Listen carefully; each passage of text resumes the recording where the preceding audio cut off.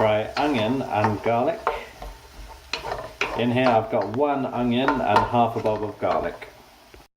Frying, I chopped the bacon and the mushrooms. I've got 750 grams of mushrooms, and I have roughly about 700 grams of bacon, and I use smoked streaky bacon. Oh damn, I got unsmoked. It should be smoked really. In. We can turn the heat up a little bit, so I put it on the other big heat.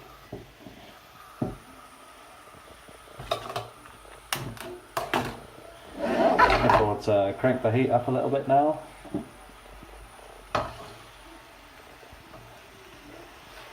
And then while that's cooking, I'll chop the mushrooms up and chuck those in. It's been cooking. I've just chopped the mushrooms in half and straight directly into the pan where everything else is cooking. Now what I'm going to do is I'm just going to put the lid on for a few minutes, just because those mushrooms need to cook and we need to try and get rid of as much as the liquid as possible. So the sooner we can get it out, the sooner we can start reducing it down, because we want to try and minimise the amount of liquid in there before we put the cream in. Now you can probably see there's quite a lot of liquid coming out of this, so we want to try and get as much of it evaporated as possible before we put the cream in, so that the cream doesn't split. So we're going to try and, but those mushrooms have still got some more cooking to do, so I'm going to keep the lid on until they have cooked. There's loads and loads of juice come out of the bacon and the mushroom, so what I do at this point, I turn it up to maximum power just to try and evaporate as much of that as possible, so that it's nearly almost dry.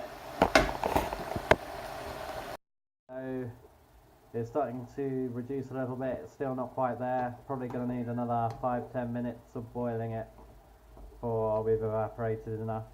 I've got the wine ready here. I don't really know much about wine, but what I usually try and get is an Italian wine. And this one is fruity pear and green apple flavours, delicious with pasta, poultry or seafood. So yeah, this was only £5, so I don't go too mad. I just get something in the £4 to £5 range. Now there's only a tiny little bit of juice left. I'm going to put the cream in now. The cream's gone in now. It's very runny, so because we evaporated a lot of the liquid, we can reduce it down so much, and we can still do it on quite a high heat, so that should be okay. Okay, so I'll put this on a low heat. To be honest with you, I would put it on a high heat, but it's just I need the high heat for the pasta. So yeah, it's been reducing a little bit and it's thickened up a little bit, but not quite exactly where we want it yet.